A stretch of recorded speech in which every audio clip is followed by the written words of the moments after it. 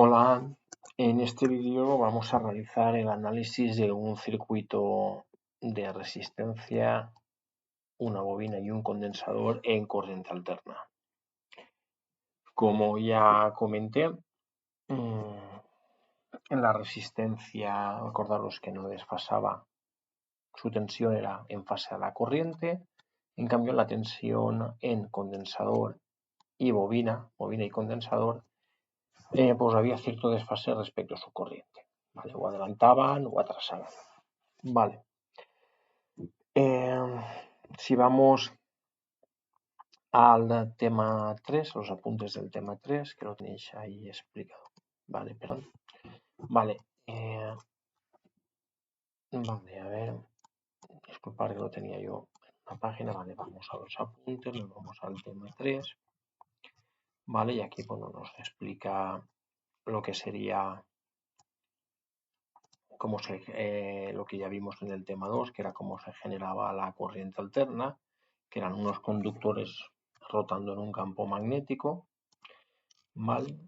Acordaros que según la posición del conductor respecto al campo magnético tenía una tensión nula. Luego teníamos un pico máximo cuando estaba alineados, ¿vale? Cortaban la velocidad tangencial con el movimiento tangencial, cortaba perpendicularmente a las líneas de fuerza del campo magnético, generaba la máxima tensión, luego volvía a generar un cero porque estaban en paralelo y luego otra vez cuando estaban en perpendicular, ¿vale? Pues volvía a generar otro pico de tensión, pero esta vez en negativo, ¿vale? Así se generaba la tensión senoidal. Vale. Vale, os acordáis que era senoidal porque, bueno, si yo reflejo el valor del eje Y en función del ángulo, pues bueno, me aparece un valor senoidal, que claro, acordaros que corresponde con el seno del ángulo. Vale. Aquí un poquito hablaba de los valores de pico, lo que nos interesa, donde vamos al grano. Vale, es decir, acordaros que tenemos los receptores resistivos puros, ¿vale? Que sería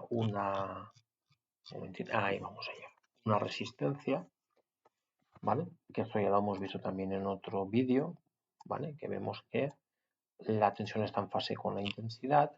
En cambio, vale, un receptor inductivo,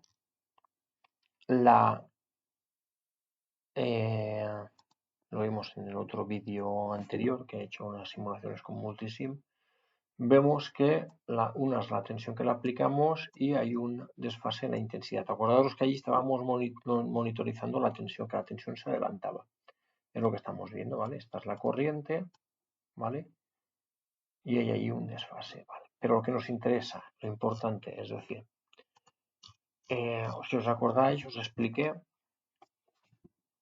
que una bobina en corriente alterna presenta una resistencia, ¿vale? Que llamamos impedancia, ¿vale? Entonces, la impedancia de una bobina, que llamaremos XL, es 2pi por frecuencia por, ¿vale?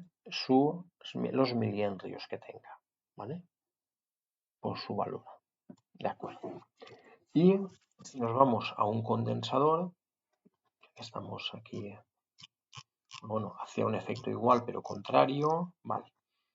Aquí vamos. Y lo que sería la impedancia, ¿vale? O la reactancia capacitiva del condensador, que bueno, aquí hay un error, que tendría que llamar XC de normal, ¿vale? Pues es 1 dividido 2pi la frecuencia por la capacidad, ¿vale? Y se mide en ohmios también, ¿de acuerdo?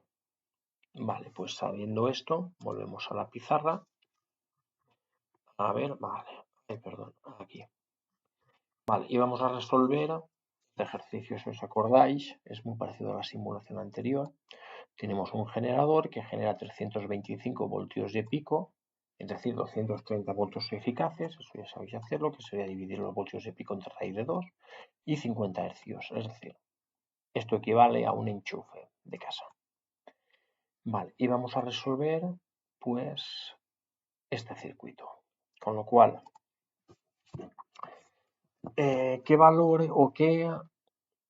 Lo primero que vamos a calcular será la reactancia inductiva, perdón, de esta bobina. Vale, pues como ya hemos visto en los apuntes, ¿vale? A ver aquí.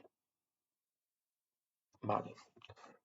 El valor sería lo que hemos denominado XL, que sería 2 por pi por la frecuencia por el valor de L, ¿vale? Que sería 2 por pi por 50 hercios por 1000 por 10 a la menos 3, acordaros, miliamperes. Vale, si hacemos este cálculo, nos dice que la inductancia, perdón, la reactancia, la impedancia capacitiva o reactancia capacitiva de esta bobina serían 314,16 ohmios, ¿vale?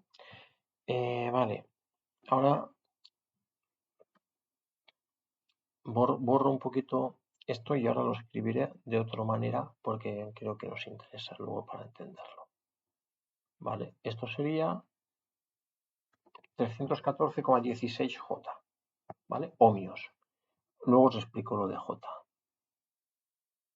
¿Vale? Vale, ahora vamos a cambiar de color, por ejemplo, en verde, y vamos a calcular la reactancia, ¿vale? Capacitiva del condensador. Si os acordáis de los apuntes, la fórmula que era, pues, muy similar a la de la bobina, pero acordaros que siempre es inversa, con lo cual tendría 2 por pi por 50 por el valor de la capacidad, que en este caso son 100 por 10 a la menos 6 microfaradios, ¿vale? Como aquí me he quedado corto, vale. Arrastramos la hoja de papel y esto, si hacemos esta operación, nos va a dar un resultado de 31,83 ohmios, ¿vale? Aquí voy a poner una J y ahí voy a poner un negativo. ¿Por qué? Porque recordaros que si esta es positiva, esta era negativa, ¿vale? Vale. Con lo cual, para que entendáis un poquito lo que sería una representación gráfica de lo que acabamos de hacer. Vale, lo tengo ya hecho en GeoGebra. Os dejo también en el tema un vídeo sobre cómo representar estos vectores. A ver. Vale, aquí lo tengo. Disculpad. Vale. Bueno, este vídeo no quiere enseñaros a representar vectores, para eso tenéis otro. Pero bueno, yo digamos que ahora voy a representar lo que sería un vector que correspondería a la resistencia, ¿vale? Acordaros que el circuito tiene una resistencia de 100 ohmios, ¿vale? Y yo ahora lo que acabo de hacer, que ponga el puntero que si no lo veis, ¿vale? Es representar estos 100 ohmios y lo represento en el eje X, ¿vale? A ver, si los veis, están aquí, en el eje X, 100 ohmios, ¿vale? Ahora os explico por qué lo pongo. Ya hemos quedado con una resistencia y no introduce ningún desfase, es decir, su tensión está en fase con la corriente, porque él pasa, vale, perfecto. De acuerdo, si os acordáis ahora, ¿vale? Vuelvo, tenemos aquí la impedancia capacitiva, ¿vale? Que hemos quedado que era 314,16 J. Vale, pues vuelvo a GeoGebra. Yo ya lo había realizado, de hecho, si lo veis está aquí, ¿vale? Que es el vector GAC. Pero mirad, el vector este lo hemos hecho en el eje X, en cambio la inductancia, la reactancia, bueno, sí, la reactancia inductiva, perdón, ¿vale? Se representa en el eje Y en sentido positivo, es decir, ahora yo le doy para que me la represente, a ver, Sería azul muy grande. Vale, mirad. Aquí tengo lo que sería XL, ¿vale? Es decir, la resistencia no introduce desfase, en cambio la bobina introduce un desfase de 90 grados, ¿vale? Por eso lo represento en este eje, ¿vale? Imaginaros que esto es algo que se está moviendo en este sentido, ¿no? En el sentido que estoy haciendo ahora con el cursor, ¿vale? Es decir, hacia la izquierda. Con lo cual hemos quedado que la resistencia nos va en fase con la corriente, en cambio acordaos que la bobina se oponía a el cambio de corriente, con lo cual va 90 grados más tarde, ¿vale? Perfecto. En cambio, ahora, si nos volvemos otra vez a la pizarra, tenemos aquí el condensador que tenía, y lo he escrito a propósito, el menos 31,83J. ¿Vale? ¿Por qué he puesto el menos? Porque acordaros, si este era J, este va a ser menos J. Si volvemos a GeoGebra, a ver que por el tema de escalas, vale, más o menos por ahí. Vale, voy a mostrar que yo lo había preparado el vector de XP, si os dais cuenta, el vector de XP sería menos 31,83, de hecho lo tengo aquí. Vale. Entonces, si os dais cuenta, esto sería una representación gráfica de cada una de las impedancias. R, la bobina más tarde, si esto gira así porque se opone, en cambio el condensador va antes, porque si esto gira así, digamos que él se adapta antes a los cambios de corriente, ¿vale? Adelanta la corriente, ¿vale? Pues más o menos la idea que quiero es que tengáis esto, ¿vale? Por lo tanto, volvemos a la pizarra. ¿Cómo sería la impedancia total de este circuito? Vale, la vamos a escribir, por ejemplo, en rojo. Vale. La impedancia total del circuito, como es un circuito serie, ¿qué sería? Perdón. Vale. A ver si escribo un poquito mejor. Vale. ZT sería la suma de R1 más XLJ menos XCJ, ¿vale? Porque hemos quedado que era negativa, ¿vale? Con lo cual esto sería 100 ohmios de la resistencia, 314,16 J de la resistencia y menos 31,83 J del condensador. ¿Vale? Si hacemos esta operación, claro, pues tenemos que coger y ¿qué haremos? Pues esta es lo que llamamos parte real y esto es lo que se llama parte imaginaria, ¿vale? Que es lo que está en los ejes verticales. Es lo que llamamos forma binómica, con lo cual la suma de esta expresión sería... Ay, perdón, qué poca habilidad tengo todavía al escribir con esta tableta gráfica. Vale. Sería 100 más el resultado de esta operación, 314,16J, le resto 31,83J y esto nos da,